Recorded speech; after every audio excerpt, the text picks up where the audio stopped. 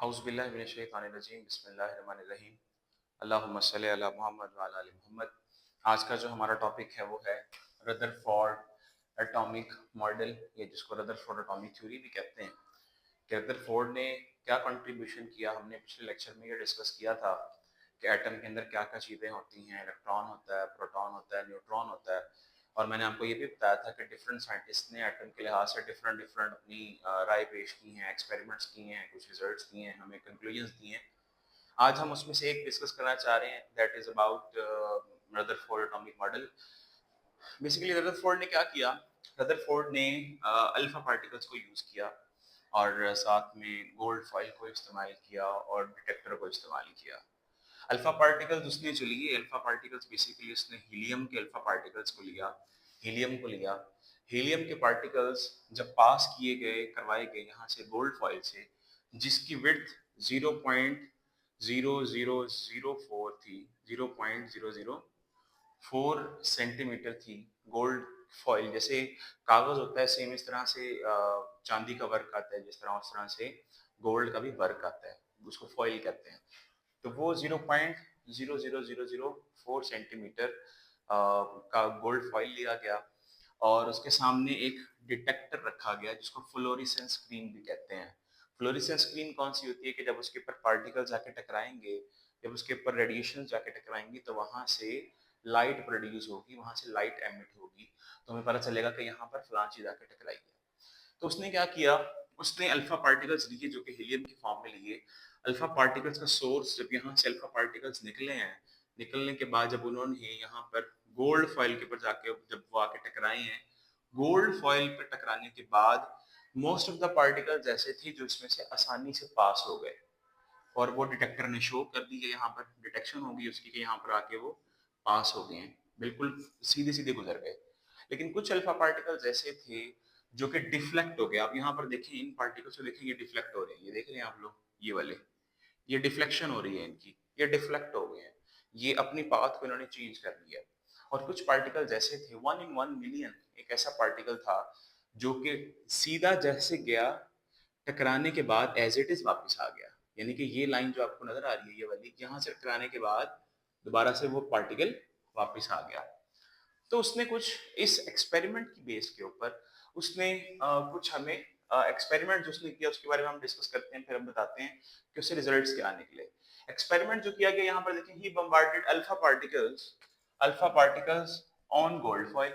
Gold foil के ऊपर उसने अल्फा पार्टिकल्स को बम्बार्ड करवाया, उनके ऊपर फेंका, टकराए वहां पर जाके। टकराने के बाद क्या हुआ, most of the alpha particles, जो ज्यादातर अल्फा पार्टिकल्स थे, वो क्या हो गए, पास हो गए। पास कहाँ से पास हो गए, गोल्ड फॉइल से। जो अल्फा पार्टिकल्स थे ज्यादातर मैंने आपको बताया है कि इस गोल्ड फॉइल में से गुजर गए और किसी चीज के साथ जाके नहीं टकराए। तो यहाँ पर वो यही बात कर रहा है कि गोल्ड फॉइल से वो बगैर किसी टकराए वो वहां से गुजर गए। कुछ उसमें से अल्फा पार्टिकल्स ऐसे थे जो कि स्लाइटली डिफ्लेक्ट हो गए। यानी कि ये इस डायग्राम को देखें अगर आप, ये वो अल्फा पार्टिकल्स हैं, ये वाले, ये आपको नजर आ रहे होंगे, ये वाले, ये अल्फा पार्टिकल्स वो पार्टिकल्स हैं जो बगैर टकराए यहाँ से गुजरे हैं। नजर आ रहे हैं आपको ये पार्टिकल्स, जो लाइंस बिल्कुल सीधी सीधी गुजरी हैं, ये बगैर किसी जगह टकराए गुजर गई हैं। लेकिन कुछ अल्फा पार्टिकल्स ऐसे हैं जो टकराने के बाद, ये वाला देखें, अल्फा पार्टिकल टकराने के बाद उसने डिफ्लेक्शन शो की है। ये टकराने के बाद वो डिफ्लेक्शन शो की है, उनका एंगल चेंज हो गया। तो कुछ अल्फा पार्टिकल्स ने अपने एंगल को चेंज किया। Few alpha particles slightly deflected, कुछ अल्फा पार्टिकल्स वहां से डिफ्लेक्ट कर गए। लेकिन 1 in 1 million, इन सब अल्फा पार्टिकल्स में से मिलियंस ऑफ पार्टिकल्स थे, तो उसमें से एक पार्टिकल ऐसा था जो कि जैसे गया, ये देखिए यहाँ पर ये शो किया हुआ है, जैसे गया टकराने के बाद वैसे ही वापस आ गया। ठीक हो गया। उसकी रीजन क्या है वो हम आगे डिस्कस करेंगे, लेकिन जैसे जाके टकराया वहां से वैसे ही वापस आ गया। जब हम उसके कंक्लूजन्स पढ़ेंगे तो वहां पर ये मैं पॉइंट आपको बताऊंगा कि क्यों ऐसा हुआ। उसके बाद जब उसने एक्सपेरिमेंट कर लिया, एक्सपेरिमेंट करने के बाद अब उसके रिजल्ट्स आएंगे, ऑब्वियस बात है। जब हम रिजल्ट्स को डिस्कस करेंगे, जब कंक्लूजन को डिस्कस करते हैं जैसे रदरफोर्ड ने बताया, तो उसके कंक्लूजन्स के मुताबिक क्या था, क्योंकि most of the alpha particles गुजर गए थे, पार्टिकल्स में से, इन गोल्ड फॉइल में से गुजर गए थे, इट मींस कि उसके अंदर ज्यादातर जगह खाली थी। अगर पार्टिकल टकराए तो इसका मतलब है कि वहां पर अंदर कोई चीज मौजूद है, लेकिन क्योंकि ज्यादातर पार्टिकल्स उसमें से गुजर रहे हैं, सीधे सीधे पास हो रहे हैं, इसका मतलब है वो जगह ज्यादातर खाली है। तो उसने पहला जो रिजल्ट दिया उसने क्या कहा, उसने कहा मेजॉरिटी ऑफ अल्फा पार्टिकल्स, ज्यादातर alpha particles passes through a gold foil undeflected, बगैर किसी चीज के टकराए, बगैर किसी जगह के, बगैर किसी पार्टिकल के टकराए वो बिल्कुल सीधे सीधे गुजरे हैं। इसका क्या मतलब है, it means most of the space in an atom is empty, ज्यादातर इसका मतलब है कि एटम के अंदर जगह खाली होती है। हमने भी ऐसे ही पढ़ा था, आपको याद होगा पिछले लेक्चर के अंदर, यहाँ पर हमारे पास न्यूक्लियस होता है और यहाँ पर हमारे पास क्या होते हैं जनाब, शेल्स होते हैं, और इन शेल्स के अंदर इलेक्ट्रॉन्स पाए जाते हैं। अब इस न्यूक्लियस के अलावा, ये जो न्यूक्लियस है हमारे, इसके अलावा ज्यादातर जगह क्या होती है, खाली होती है। तो जो पार्टिकल्स गुजरे वो ऐसी जगह से गुजरे जो कि खाली थे, तो उसने कहा कि मोस्ट ऑफ द पार्टिकल, जो मोस्ट ऑफ द एटम होता है उसके दरमियान जो ज्यादातर स्पेस होती है वो खाली होती है, क्योंकि वहां टकराए नहीं पार्टिकल्स, बिल्कुल सीधे सीधे गुजरे हैं।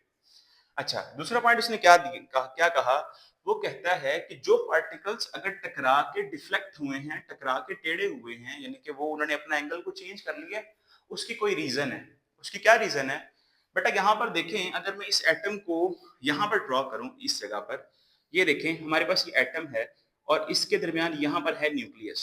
ठीक हो गया।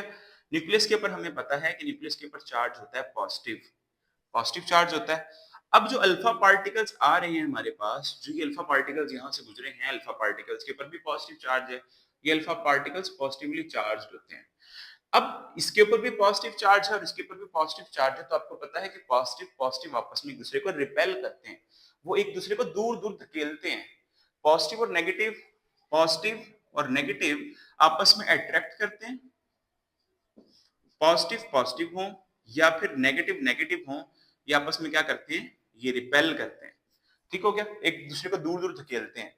तो क्योंकि अल्फा पार्टिकल भी पॉजिटिवली चार्ज था, न्यूक्लियस भी पॉजिटिव चार्ज है, तो जब यहां से पार्टिकल्स आए तो इसके ऊपर भी पॉजिटिव चार्ज, इसके ऊपर भी पॉजिटिव चार्ज, तो पॉजिटिव पॉजिटिव ने एक दूसरे को आपस में डिफ्लेक्ट करवाया, उनका एंगल चेंज करवा दिया, उनकी जो पाथ, जिस पाथ से वो गुजर रहे थे, जिस बिल्कुल बिल्कुल स्ट्रेट पाथ से गुजर रहे थे, उसको वहां से डिफ्लेक्ट करवा दिया। क्या करवा दिया, डिफ्लेक्ट करवा दिया। तो यहां से पार्टिकल आने के बाद पॉजिटिव पॉजिटिव, यहां पर हुई इलेक्ट्रोस्टैटिक फोर्स ऑफ रिपल्शन। क्या लगी, electrostatic, electrostatic force of repulsion की वजह से ये पार्टिकल आपस में आए। जब उनको लगा कि यहाँ भी पॉजिटिव चार्ज है, हम भी पॉजिटिवली चार्ज है, तो रिपेल होने के बाद वो पार्टिकल्स टेढ़े हो गए। तो ये जो पार्टिकल्स हैं, आपको ये जो आपको नजर आ रहे हैं कि यहाँ पर आया टकरा के वापस हो गया, या फिर यहाँ से आया टकरा के साइड पे चला गया, इट मींस कि वो जो पार्टिकल्स डिफ्लेक्ट हुए, जिनका एंगल चेंज हुआ है, वो किस वजह से चेंज हुआ है, वो इलेक्ट्रोस्टैटिक फोर्स ऑफ रिपल्शन की वजह से चेंज हुआ। तो यहाँ पर जो उसने सेकंड पॉइंट लिखा हुआ है, उसने क्या लिखा हुआ है, deflection of few alpha particles, जो डिफ्लेक्ट हुए हैं अल्फा पार्टिकल्स, वो कैसे डिफ्लेक्ट हुए हैं, deflected by the electrostatic force of repulsion. इस इलेक्ट्रोस्टैटिक फोर्स ऑफ रिपल्शन की वजह से, क्योंकि न्यूक्लियस पे पॉजिटिव चार्ज, अल्फा पार्टिकल्स के भी पॉजिटिव चार्ज, तो पॉजिटिव पॉजिटिव आपस में रिपेल कर दिया, तो वो रिपेल हो गए। तीसरे नंबर पे मैंने आपको बताया था कि 1 in 1 million जो पार्टिकल सीधा गया और टकरा के डायरेक्ट वापस आया है, इसका मतलब क्या हुआ कि अल्फा पार्टिकल गया, टकराने के बाद वो न्यूक्लियस से जाकर टकराया। इट मींस यहाँ पर देखें, ये जो यहाँ से ये जो पार्टिकल, अल्फा पार्टिकल यहाँ से गया है और ये न्यूक्लियस के साथ टकरा के वापस आया, इसका मतलब है कि न्यूक्लियस एक हैवी पार्टिकल है, न्यूक्लियस ज्यादा वजनी है। अब आप देखें, लेट्स सपोज आपके पास एक, आपने अगर लॉ ऑफ मोमेंटम पढ़ा हो, तो उसके अंदर ये होता है कि अगर आपके पास एक हैवी चीज सामने खड़ी हुई है, कोई ट्रक सामने खड़ा हुआ है, अगर उसमें जाके साइकिल टकराती है तो साइकिल टकरा के वापस आएगी, जैसे गन रिकॉइल करती है। सेम इस तरह से न्यूक्लियस के ऊपर भी पॉजिटिव चार्ज था, अल्फा पार्टिकल के ऊपर भी पॉजिटिव चार्ज था, लेकिन न्यूक्लियस हैवी होता है, जरा थोड़ा वजनी होता है। तो जैसे ही अल्फा पार्टिकल मिडल में जाकर टकराया, न्यूक्लियस के मिडल में जाकर टकराया, उस टकराने के बाद फौरन उसी जगह से वापस आ गया। मैं बॉल को फेंकूं, आगे सामने अगर दीवार हो जो हैवी पार्टिकल है, बॉल को फेंकूं तो टकरा के वापस आएगी। सेम इस तरह से अल्फा पार्टिकल भी पॉजिटिवली चार्ज होते हैं, लेकिन न्यूक्लियस जरा ज्यादा हैवी होता है, उसके अंदर पॉजिटिव चार्जेस की तादाद ज्यादा होती है। तो जैसे ही अल्फा पार्टिकल जाकर न्यूक्लियस के ऊपर टकराए, तो न्यूक्लियस के ऊपर टकराने के बाद डायरेक्टली वापस आ गया। जो मिडल में जाकर टकराए वो डायरेक्टली एज इट इज वापस आ गया। तो ये लाखों में से कोई एक ऐसा था पार्टिकल जो कि बिल्कुल सीधा गया और न्यूक्लियस में टकराने के बाद बिल्कुल सीधा वापस आ गया। Massive alpha particles are not deflected by electrons. ये कोई और पॉइंट है, लेकिन जो मैंने आपको बताया है इसकी रीजन मैंने कहा था मैं आपको बताऊंगा, ये वो रीजन है। अब इसका क्या मतलब है, massive alpha particles are not deflected by electrons. आपका सवाल ये होगा कि सर देखिए आपने यहाँ पर बताया है कि पार्टिकल ज्यादातर इसमें से गुजर जाएंगे, तो इलेक्ट्रॉन्स क्या करेंगे, इलेक्ट्रॉन भी तो वहां पर मौजूद है ना, ये अल्फा पार्टिकल्स इलेक्ट्रॉन के साथ जाके भी तो टकरा सकते हैं। जी बिल्कुल टकरा सकते हैं, लेकिन इलेक्ट्रॉन का वजन कम होता है और अल्फा पार्टिकल्स बहुत ज्यादा वजनी होते हैं, जिसकी वजह से अल्फा पार्टिकल जब इलेक्ट्रॉन से टकरा भी जाएं तो वो इलेक्ट्रॉन उसको उसका पाथ चेंज नहीं करवा सकेगा। ठीक हो गया। ये सेम इस तरह से है कि अगर एक गाड़ी, एक बड़ी वाली गाड़ी साइकिल के अंदर जाकर टकराई तो साइकिल तो दूर चली जाएगी, लेकिन गाड़ी अपनी डायरेक्शन में बिल्कुल सही वही उसी डायरेक्शन में रहेगी जिस डायरेक्शन में वो जा रही थी, क्योंकि वो उसका वजन ज्यादा है। तो यहाँ पर थर्ड पॉइंट में ये बता रहा है कि मैसिव अल्फा पार्टिकल्स, ये जो पार्टिकल्स हमने इस्तेमाल किए वाले अल्फा पार्टिकल्स, ये जो अल्फा पार्टिकल्स इस्तेमाल किए गए हैं, ये जो अल्फा पार्टिकल्स इस्तेमाल किए गए हैं, क्योंकि हमने यहाँ पर सिर्फ न्यूक्लियस को ड्रॉ किया। ये एटम है, समझ लीजिए वाला ना बेटा, ये एटम है, इसका ये न्यूक्लियस है, ये वाले सारे एटम है, इनके दरमियान ये न्यूक्लियस ड्रॉ किया हुआ है। अब इनके पास इलेक्ट्रॉन्स भी तो हैं ना, यहाँ पर इलेक्ट्रॉन्स भी हैं, ऑब्वियस बात है, लेकिन सवाल ये पैदा होता है कि भाई इलेक्ट्रॉन्स ने कुछ नहीं किया। जी इलेक्ट्रॉन ने कुछ भी नहीं किया, क्यों नहीं किया, क्योंकि इलेक्ट्रॉन्स बहुत हल्के हैं, अल्फा पार्टिकल्स वजनी है, तो जब वजनी चीज जाके हल्की चीज से टकराएगी तो उसको कोई फर्क नहीं पड़ेगा।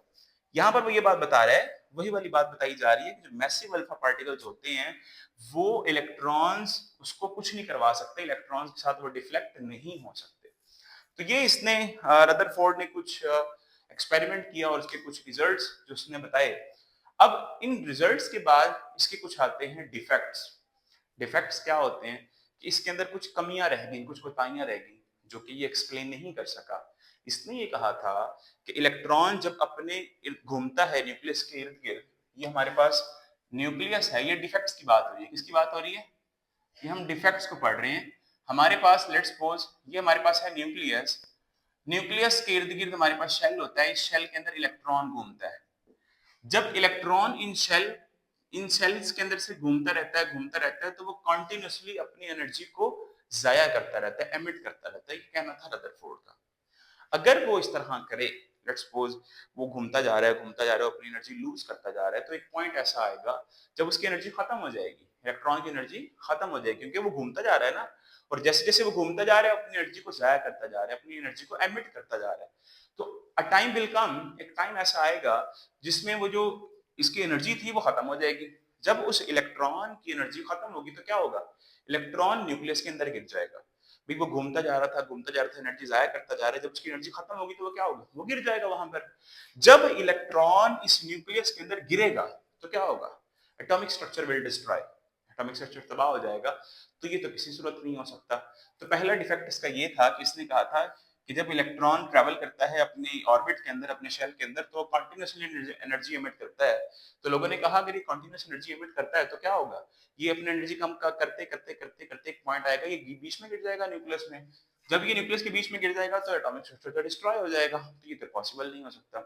सेकंड नंबर पे इसने एक और पॉइंट दिया था, इसने कहा था कि जो एनर्जी है क्योंकि कॉन्टिन्यूसली एनर्जी एमिट कर रहा है एनर्जी को इलेक्ट्रॉन, इलेक्ट्रॉन एनर्जी को कॉन्टिन्यूसली एनर्जी एमिट कर रहा है इलेक्ट्रॉन अपनी एनर्जी, तो इसको कॉन्टिन्यूस स्पेक्ट्रम बनाना चाहिए। लेकिन ये कॉन्टिन्यूस स्पेक्ट्रम नहीं बनाता, बल्कि ये तो लाइन स्पेक्ट्रम बनाता है। तो ये दो डिफेक्ट्स थे जिसके बिहाफ पे फिर आगे बोहर ने अपना काम किया था। फिर आगे हम कल डिस्कस करेंगे कि बोहर ने क्या अपना कंट्रीब्यूशन पेश किया था रदरफोर्ड एटॉमिक मॉडल के बाद में, तो हम कल डिस्कस करेंगे।